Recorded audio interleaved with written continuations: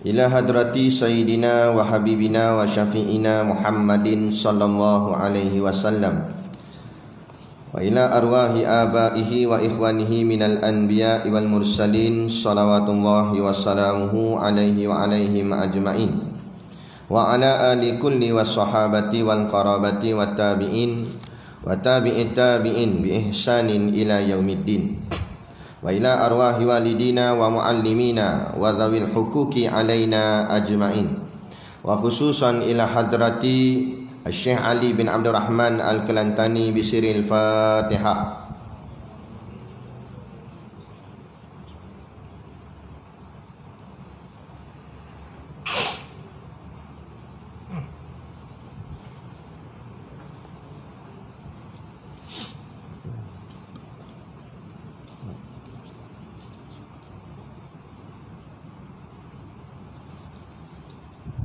Bismillahirrahmanirrahim.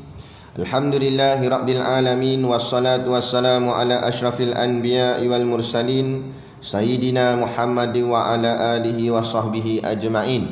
Subhanaka la ilma lana illa ma 'allamtana innaka antal alimul hakim. Rabbi shrah li sadri wa yassir li amri wa hlul 'uqdatam min lisani yafqahu qawli wa la haula wa la quwwata illa billahil aliyyil azim. Amma ba'd.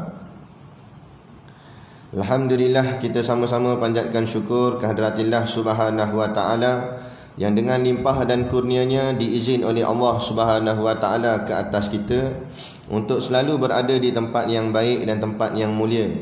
Maka harap-harapnya dunia Allah tetapkan tapak kaki kita berada di tempat yang mulia seperti ini. Maka nanti di hari akhirat lebih-lebih lagi lah Allah tetapkan tapak kaki kita di tempat yang paling hebat dan paling mulia, iaitulah syurga Allah nanti di hari akhirat kelak, insya-Allah. Amin ya rabbal alamin. Yang saya hormati pengerusi masjid dan seluruh saf kepimpinannya, para imam, para bilal, tok-tok syiah yang tak dapat kita nak sebutkan namanya satu persatu, yang amat-amat disanjungi para asatizah, alim-alim ulama, tuan-tuan guru, ustaz yang hadir pada pagi ini, mohonlah ditegur kepada hamba yang fakir dalam bidang ilmu ini sekiranya apa yang disampaikan dan dikongsikan ada salah dan silapnya.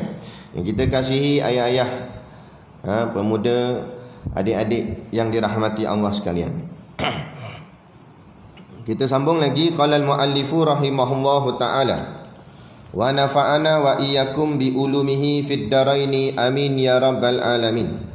Kata pengarang kitab, kata Ibrahim bin Adham, bermula fikir itu atas 3 bahagi.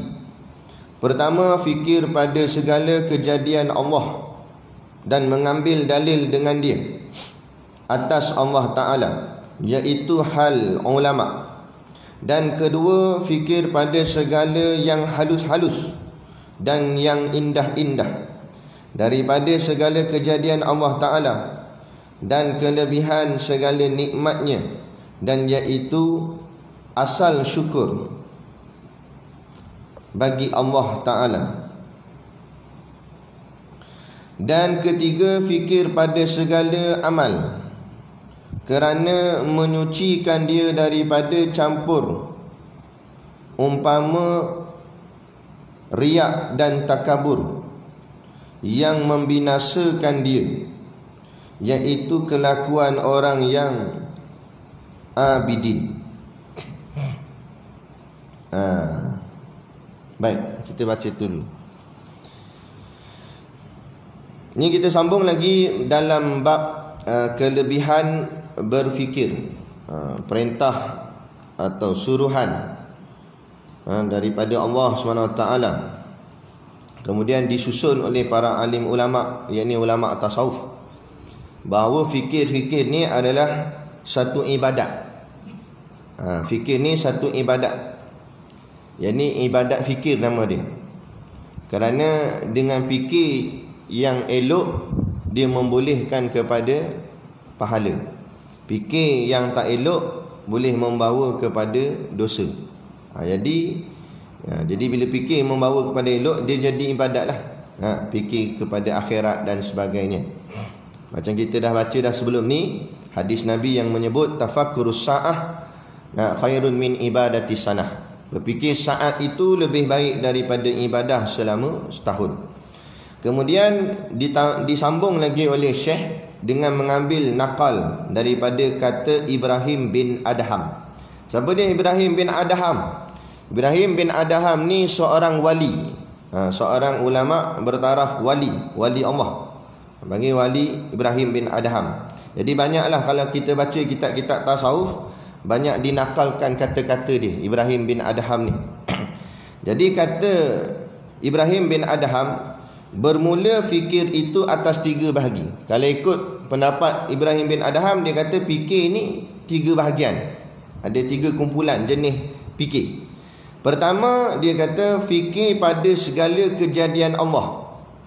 Kumpulan fikir yang pertama iaitu fikir tentang ciptaan Allah. Segala yang Allah cipta ni, kejadian yang Allah cipta ni, kemudian dia mengambil dalil dengan dia atas Allah Ta'ala. Dia tengok apa yang Allah cipta ni, kejadian yang Allah buat ni, kemudian dia jadikan segala yang Allah cipta ni sebagai dalil. Sebab itulah dinamakan semua makhluk ciptaan Allah ni, kita namakan dia alam. Kenapa panggil alam? Kerana alam tu alamat. Alamat tu tanda. Tanda adanya Allah, tanda wujudnya Allah, tanda kuasanya Allah. Contohlah, bila Allah hantar coronavirus ni, kalau orang yang berfikir tentang hal akhirat, fikir tentang iman, maka dia akan nampak coronavirus ni sebagai alamat. Alamat apa dia? Alamat berkuasanya Allah. Sebab apa kita kata alamat berkuasanya Allah? Dah sampailah doktor pakar pun tak boleh buat apa. Mana kecanggihan teknologi, kecanggihan ubat-ubatan. Ini menunjukkan bahawa Allah nak ajar pada kita, bukan Allah nak siksa kita. Tapi Allah hantar corona ni sebab Allah nak ajar pada kita, yang kuasa aku, kan? Bukan kamu. Sehebat-hebat kamu, sepandai-pandai kamu, secerdik-cerdik kamu, kamu tak boleh buat. Bila aku hantar satu virus yang halus kecil je, bukan besar Allah hantar, kecil halus je, dah tak boleh buat apa dah. Kelang kabut dah satu dunia. Jadi itu kalau orang pandang dengan pandangan iman, pandangan dengan pandangan makrifah, maka dia akan kata hebatnya Allah. Nampak virus tu, bukan dia takut, tapi dia sebut subhanallah, maha suci Allah. Hebatnya Allah buat satu virus yang kita semua tak boleh nak buat apa dah. Maksudnya gitu. Maknanya memandang kepada kejadian penciptaan Allah. Maka orang macam ni, iaitulah dia kata, iaitulah hal ulama.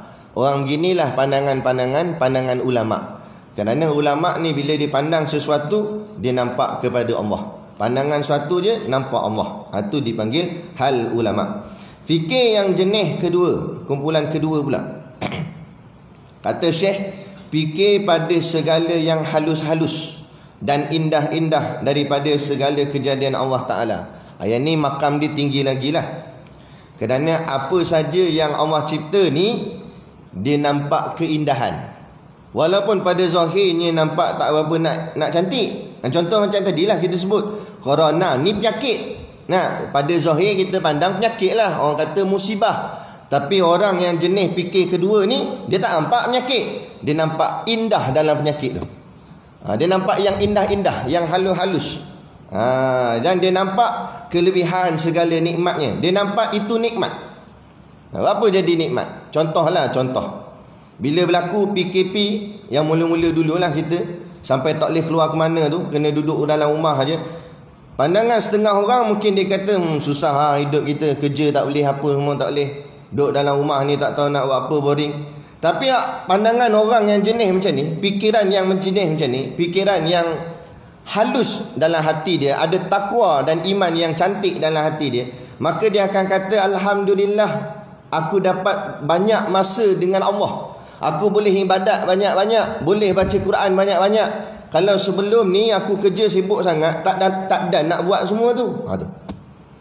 Yang ni yang dia kata, bila nampak pada zahirnya macam bala, tapi dia nampak nikmat dalam bala tu. Dia nampak nikmat dalam bala tu. Macam Uwais Al-Qarni. Uwais Al-Qarni ni, dia kena Allah uji dia dengan penyakit sopak.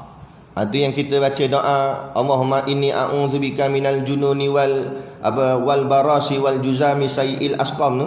Dalam doa tu ada sebut penyakit sopak. Itu daripada hadis. Penyakit sopak ni zaman dulu.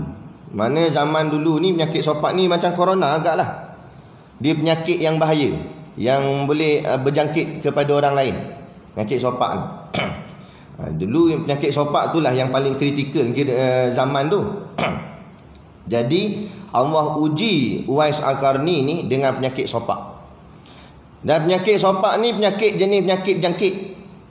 Bila berjangkit mana ada orang nak kawan dengan dia. Macam kita zaman kita ni lah. Kalau ada orang dengar kata dia positif, memang pakat tak datang rumah lah. Kadang nak telefon dia pun takut. Dia takut corona tu masuk kat telefon. Makna kata jaga sangat lah. Sopak ni berjangkit. Jadi orang tak nak berkawan dengan dia. Jauh, dia tinggal seorang dia.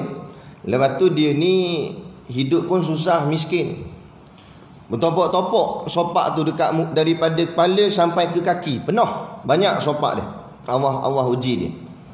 Kemudian dia dengan mak dia pergi buat kerja haji. Sama ada haji atau umrah tak pasti. Tapi dia pergi ke Mekah lah. Sampai kat Mekah tu, dia duduk, asal dia duduk Yaman.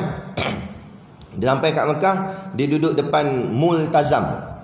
Multazam ni antara batu Hajarul Aswad dengan pintu Kaabah. Itu dipanggil Multazam. Siapa kalau pergi sana, duduk depan tu berdoa. Sebab situ kata ulama mustajab. Tempat mustajab. Tempat Allah nak perkenan doa situ. Antara Hajarul Aswad dengan pintu Kaabah. Duduk depan. Jadi Uwais dengan mak dia duduk depan tu, doa pada Allah. Kemudian habis doa, mak dia tanya, Uwais, kamu minta apa ke Allah? Uwais kata, saya minta mak masuk syurga. Lepas tu mak dia tanya, dah kenapa kamu tak minta kamu masuk syurga? Kata dia, tak apalah, mak masuk dalam syurga dulu. Sebab kan Nabi kata dalam syurga boleh minta apa saja. Bila mak masuk dah dalam syurga, mak mintalah saya masuk syurga. Allahu Akbar. Dia pentingkan mak dia dulu. Kita nampak apa lah, hantar aku dulu masuk tak apa. Tu ni mak dia dulu, biar mak dia masuk dulu. Sebab mak dia yang bersusah payah. Hari ni kita jadi manusia, jadi elok apa semua ni pun, siapa lagi kalau bukan usaha sama daripada ayah dengan mak kita. Ni jadi dia minta mak dia masuk dulu. Nanti mak doa lah, dia kata.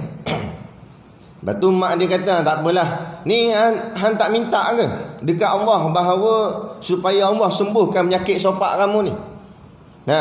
Kata Uwais, tak payahlah mak, sopak ni Allah bagi kat saya, dia kata. Mak dia kata, kamu kena minta Allah sembuhkan penyakit ni. Sebabkan penyakit ni lah orang tak nak kawan dengan kamu. Dia kata, tak apa mak, biar seluruh manusia benci pun tak apa, asal Allah tak pernah benci saya. Saya pandang sopak ni kurniaan Allah, tanda Allah sayang saya, Allah bagi kat saya, Allah tak bagi kat orang lain. Maknanya dia terasa istimewanya dia. Sebab apa? Sebab lain daripada yang lain. Allah tak bagi kat orang lain, Allah bagi kat dia. Istimewa tu panggil special. Dia kata gitu. Kan, jangan sekali mak Uwais kata, kalau macam tu kamu degil tak nak dengar cakap mak, kamu jadi anak derhaka. Dengar anak derhaka, dia takutlah sebab dia budak yang soleh, budak yang baik. Mak jangan cakap macam tu. Okey lah, Uwais doa, dia kata. Dia pun doa, ya Allah, sembuhkanlah penyakit sopak yang ada pada aku ni. Tapi di hujung doa dia cakap perlahan sikit, tapi jangan buang semua, dia kata. Dia kata jangan buang semua. Dia nak juga ada sopak tu, dia nak juga. Sebab dia tak pandang sopak tu penyakit, tapi dia pandang sopak tu datang daripada Allah, kurniaan daripada Allah, nikmat daripada Allah. Dia pandang tu nikmat. Dia kata jangan buang semua. Akhirnya Allah sembuhkan semua sopak dia, melainkan satu saja di belakang tengkuk dia, satu tumpukan putih di belakang tengkuk. Itu yang Nabi pesan kepada Saidina Umar dengan Saidina Ali. Nabi kata, saat nanti aku dah wafat, akan datang saudagar daripada Yaman. Salah seorang daripada mereka bernama Uwais Al-Qarni. Kemudian Saidina Umar tanya, macam mana kami nak kenal dia?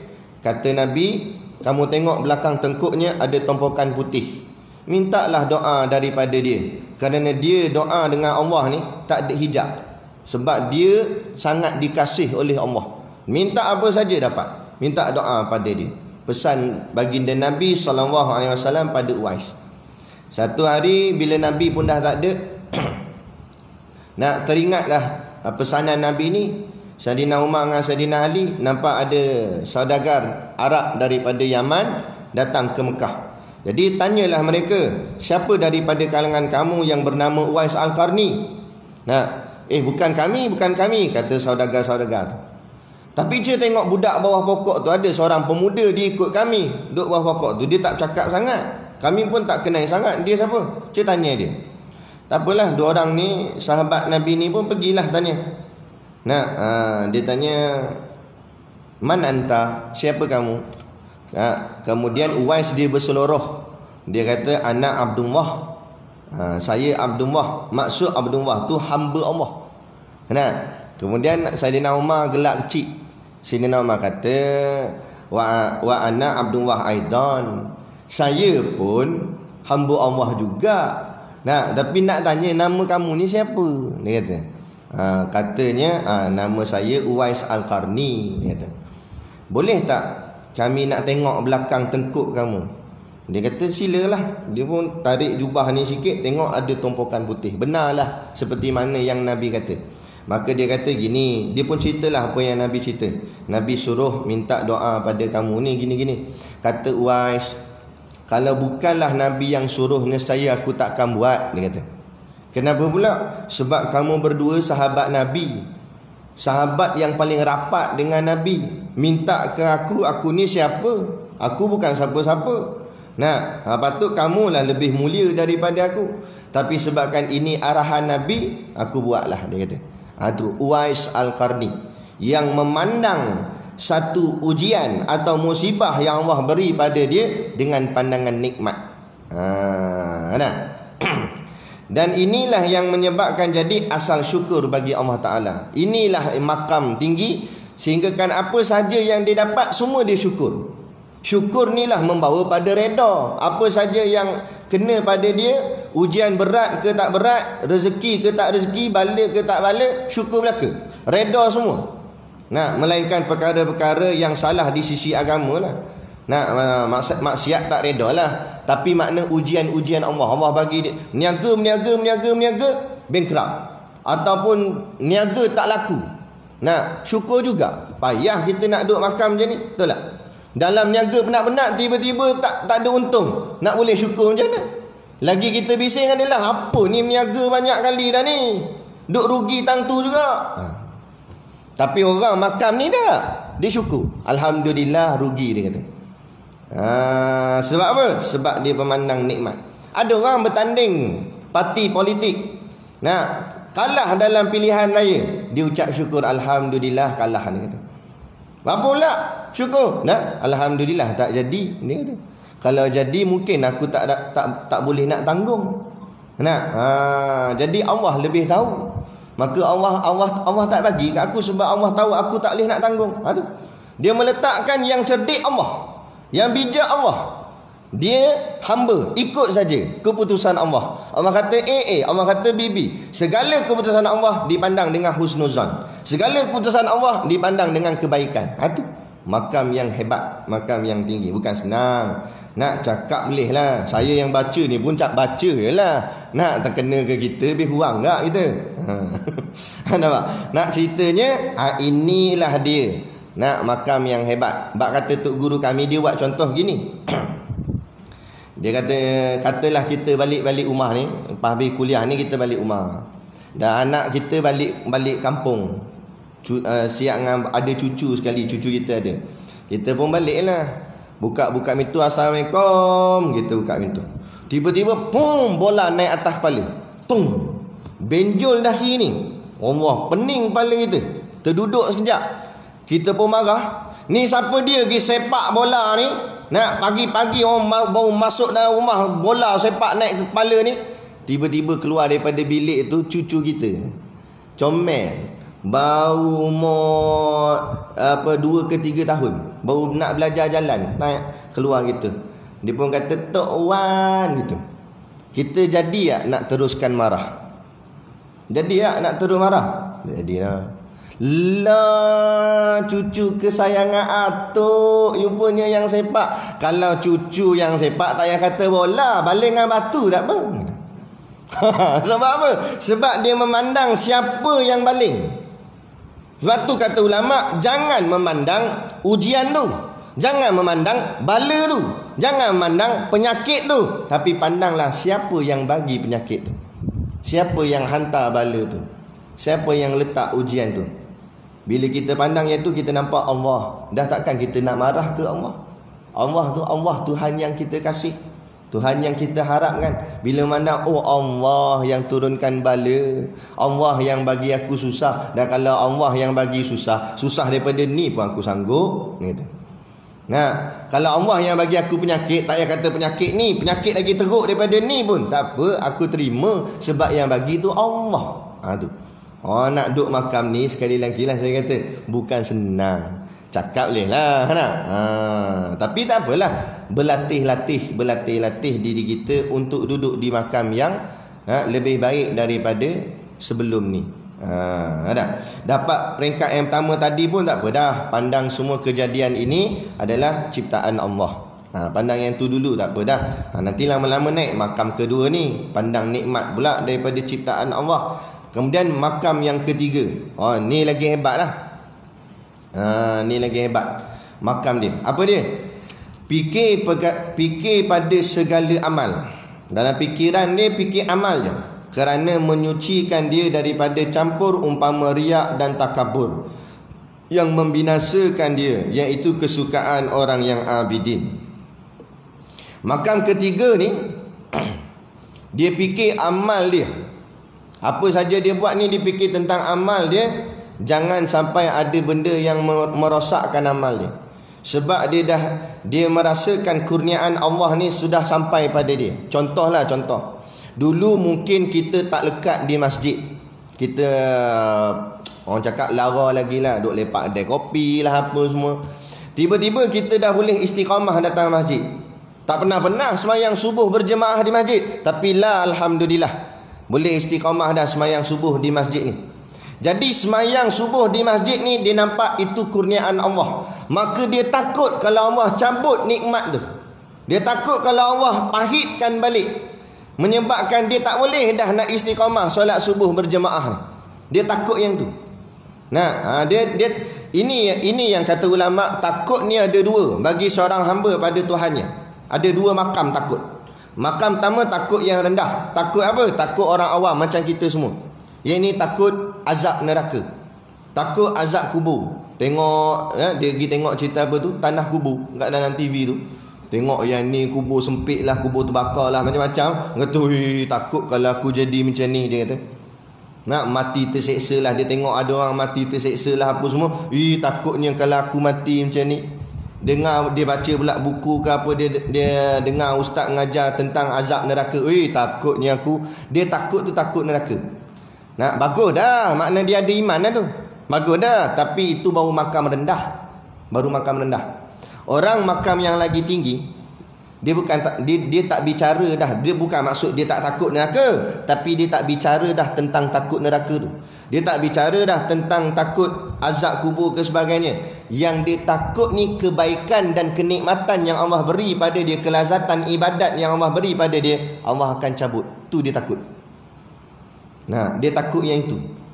Bukan takut buat maksiat, takut taat tu hilang. Kalau taat takut hilang, maksiat lagi lah. Tu kata makam ni lagi tinggi. Nah, dia dah boleh dah buat tahajud, dia sonok buat tahajud tiap-tiap pagi, bangun bangkit tahajud. Yang dia takut tahajud tu hilang pada dia. Sebab dia pandang dia boleh buat tahajud bukan diri dia, Allah bagi. Jadi dia takut Allah ambil balik tahajud tu. Nampak? Maka dia akan jaga diri dia, bukan setakat buat benda yang haram, makruh dia tinggal. Sebab dia takut nanti Allah cabut nikmat-nikmat tadi. Bukan setakat dosa besar dia tinggal, dosa kecil dia dah tak nak buat lah. Kita makam orang awam tadi boleh jawab lagi, alah dosa kecil je ustaz. Nah, kita jawab kadang-kadang, awak tak semayang rawatib? Rawatib sunat je ustaz. Kita bermudah-mudahlah dengan amalan sunat. Tanya, sokok ni tak boleh ni. Makruh je ustaz, dia kata. Kita bermudah-mudah dengan hukum. Sebab apa? Sebab kita belum merasai duduk makam yang ketiga ni. Makam tiga ni dijaga sungguh hubungan dia dengan Allah. Sikit benda salah, walaupun benda salah kecil je, dia tak nak buat. Sebab dia takut nanti kalau Allah dah tak suka kat dia, Allah cabut nikmat ibadat, kelazatan ibadat yang Allah beri pada dia sekarang. Itu dia takut. Inilah makam para wali, kan? Dia takut hilang segala nikmat-nikmat. Sebab dia dah nampak nikmat akhirat, bukan nikmat dunia dah. Kita duk nikmat dunia lagi. Kita terkejar-kejar lagi nak kereta mewah, nak rumah besar, nak gaji besar. Itu bahagian kita. Bahagian wali dia tak pandang dah semua tu. Yang dipandang nikmat yang sebenarnya ialah nikmat dalam khusyuk dalam semayang. Dia rasa seronok dalam semayang. Tengok sahabat kalau solat sampai burung boleh hinggap atas kepala. Sebab burung ingat itu tunggul, tak bergerak sikit pun. Kita subuh 2 rakaat 14 kali gerak lah. 2 rakaat je gerak banyak kali. Ni semayang Allah lama berdiri tak gerak apa. Para sahabat, sebab mereka telah mendapat nikmat tu, nikmat khusyuk tu. Kita yang tak rasa ni memanglah tak nampak sangat. Saya pun tak tahu nak cakap macam mana. Orang yang rasa dia tahu. Dia tahulah. Bak kata guru kami, siapa makan burger dia rasa sedap burger tu, dia kata. Maknanya nak cerita kat orang boleh lah. Sedap burger aku makan semalam, boleh cerita. Tapi kawan tu rasa tak? Tak rasa, melainkan dia kena beli kan. Dia makan masuk dalam mulut baru dia tahu. Macam itulah nikmat khusyuk. Boleh je kita cerita daripada kitab. Khusyuk ni tuan-tuan, sedap gini. Tapi kalau orang tu tak dapat khusyuk, dia tak rasa sedap tu. Bila dia dapat baru dia tahu. Nikmat macam-macam. Nikmat ilmu, nikmat alim, nikmat beramal, macam-macam. Akhirat ni semua barang-barang yang lazat. Tapi kenapa kadang-kadang kita tak terasa lazat barang-barang akhirat? Kerana berkemungkinan hati kita sakit. Berkemungkinan hati kita sakit. Macam kuliah agama ni lazat, sedap. Sehingga baca dalam kitab Durun Nafis, kalau Allah bukakan pada kita nikmat ibadat, kata Syekh Durun Nafis, lebih sedap daripada berjimak suami isteri. Ni Syekh dalam kitab sebut, bukan saya tambah, Syekh sebut. Dia nak maksudkan sedap sungguhnya nikmat ibadat kalau Allah beri pada kita. Tapi dah kita tak apa, tu yang kadang-kadang semayang pun malas. Nampak? Baca Quran pun nguap. A'udzubillah. Baru a'udzubillah nguap dah. Tengok Raja Lawak tak ada nguap pun. Ada. Kita tengok kita banding diri kita. Jangan orang lain, kita sendirilah. Kita renung diri kita. Bila bahagian dunia kita jadi sonok je. Tengok TV sonok lah apa. Tapi bila bahagian akhirat jadi lembik. Kenapa jadi macam tu? Cuba tanya balik diri kita. Itulah maksudnya hati kita ada penyakit. Itu maksud dia. Sama dengan jasad. Jasad ni kalau sihat, makanan apa semua sedap. Ikan siakap, kambing golek, sedap. Tapi kalau diri sakit, sedap? Tak sedap. Tak yang kata sakit teruk, sesemua sudah. Bila sesemua makan apa pun rasa payau, rasa kurang sedap. Tak lalu nak makan lah, apalah. Sebab apa? Sebab jasad sakit, jadi makanan jasad rasa tak lazat. Begitu jugalah rohani sakit, makanan rohani tak rasa lazat. Sedangkan barang-barang ibadat inilah makanan rohani. Semayang ni makanan rohani. Nak kuliah makanan rohani, mengaji ilmu. Nak zikir makanan rohani. Ada orang zikir kuat sebab dia dah rasa kelazatan zikir. Sungguh dia berzikir. Subhanallah, subhanallah, subhanallah. La ilaha illallah. Dia sonok. Nampak? Sampai ada naik syekh pun ada. Sampai bangun pun ada. Tapi sampai panjat kipas tu merepek lah. Tapi nak ceritanya, dia merasai kelazatan beribadat. Jadi bila dah dapat dah lazat, benda dah sedap, kita tengah makan sedap-sedap ni, air pun dengan air buahnya, makan pun tengah sedap, kita takut orang ambil pinggan kita, kita takut orang ambil air kita. Jadi kita jaga jangan bagi orang usik. Macam tu lah kita, bila Allah dah bagi kita kelazatan ibadat, kita takut kelazatan tu Allah ambil semula. Yang inilah makam ketiga. Maka apa yang dia fikir? Dia tak fikir benda lain dah. Dia fikir amalnya jangan ada cacat cela. Sebab cacat cela itulah nanti Allah akan rampas semula kenikmatan, kelazatan beribadat tu. Dia takut yang itu. Ni makam hebatlah. Sebab itulah disebut inilah kesukaan orang yang abidin, orang yang kuat beribadat kepada Allah Subhanahu wa taala. Kemudian lagi kata setengah orang yang arifin. Ini orang arifin pula. Orang arifin ni maksudnya wali-wali. Jadi dia kata setengah, maknanya taklah sepakat, tapi adalah pandangan-pandangan daripada wali-wali Allah mengatakan bahawa fikir itu dua bahagi. Yang ni dia bahagikan pada dua pula fikir ni, iaitu yang pertama fikir pada Tuhan, yang kedua fikir pada barang yang bergantung dengan hamba. Dua je fikir, dia kata dalam hidup ni dua je kita kena fikir. Yang pertama fikir tentang Allah, fikir pada Allah. Maksud fikir tentang Allah ni bukan fikir zat Allah, tapi mikir akan kehebatan Allah, sifat-sifat Allah. Macam mana nak fikir sifat Allah? Kena mengajilah ilmu sifat Allah. Sifat 20 tu kena mengaji ni. Bila kita mengaji baru kita nampak kan sifat-sifat Allah ni. Dia begitu. Kemudian fikir pada barang yang bergantung dengan hamba, fikir tentang diri dia. Sebab itulah ada patah menyebut bahawa man arafa nafsahu faqad arafa rabbahu. Apa makna dia? Makna dia siapa yang kenal dirinya, maka dia akan kenal Tuhannya. Jadi dia kenal diri dia. Dia fikir tentang diri dia. Ui, aku ni lemah, aku ni. Tapi kita ni sebab apa minta maaf cakap lah. Janganlah terasa pula. Mati lah. Apa nama macam dekat hospital. Takut juga bunyi dia. Baik, jadi kenapa kita ni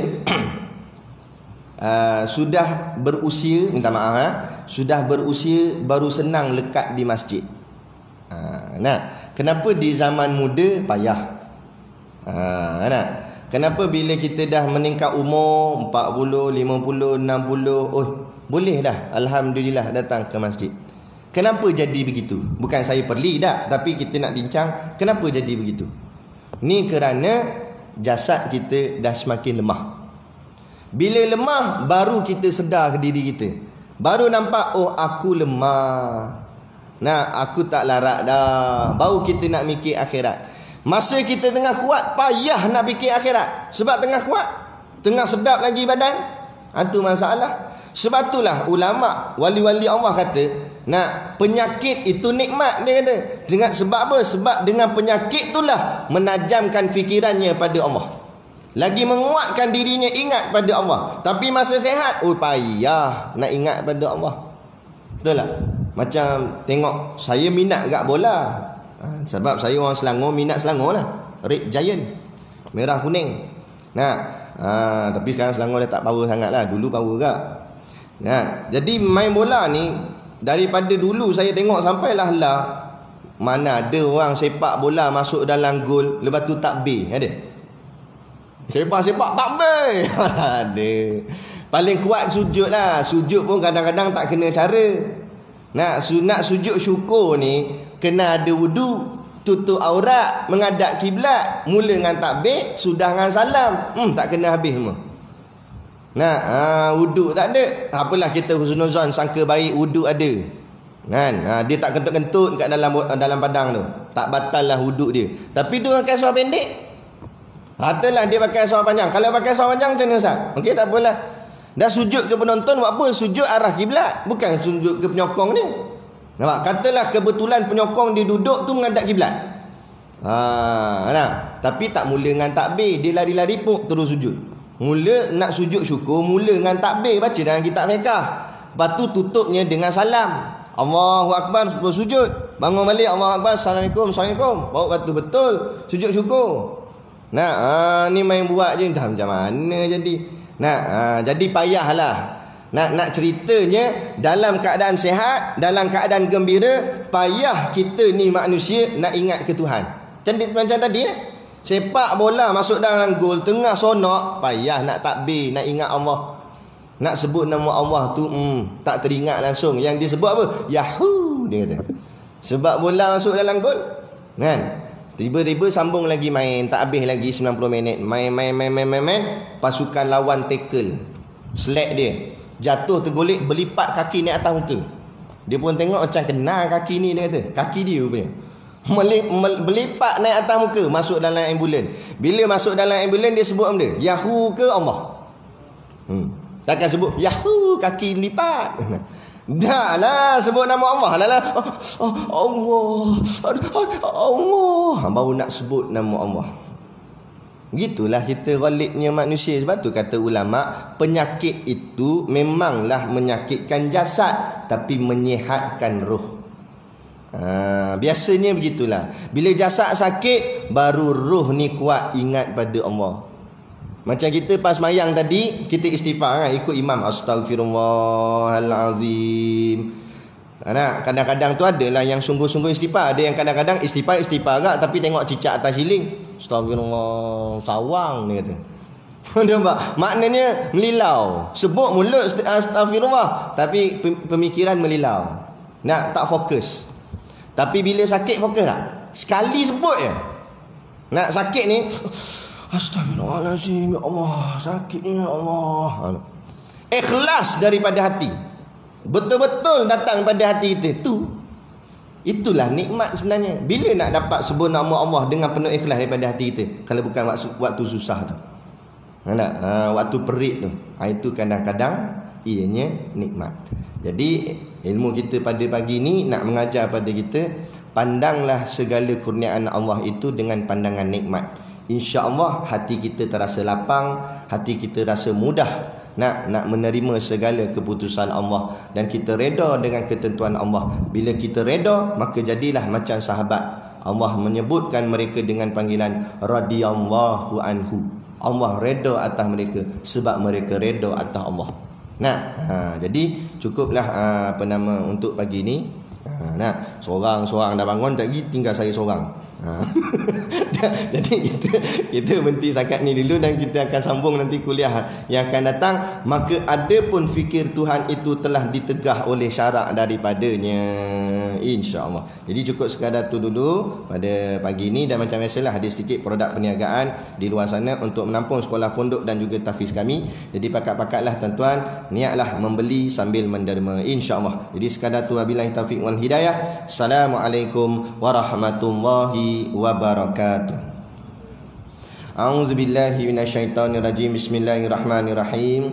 Alhamdulillahirabbil alamin, wassalatu wassalamu ala asyrafil anbiya'i wal mursalin sayyidina Muhammadin wa ala alihi washabihi ajmain. Allahumma taqabbal minna salatana wa du'aana innaka antas samiul alim wa tub alaina innaka antat tawwabur rahim. Allahumma ja'al dinana dinan nabi Muhammadin sallallahu alaihi wasallam, wa islamana islamal muslimin, wa imanana imanal mu'minin, wa salatana salatal khashiin, wa a'malana a'malas salihin, wa niyatana niyatal mukhlisin, wa dhunubana ya Allah dhunubal mustaghfirin, wa hayatana hayatal ulama, wa mautana bimautis syuhada, wa adkhilnal jannata ma'al anbiya'i alaihi wassalatu wassalam. Rabbana atina fid dunya hasanah wa fil akhirati hasanah wa qina azabannar, wa qina azabannar, wa qina azabannar. Wassallallahu ala khairi khalqihi sayyidina Muhammadin wa ala alihi washabihi wasallam.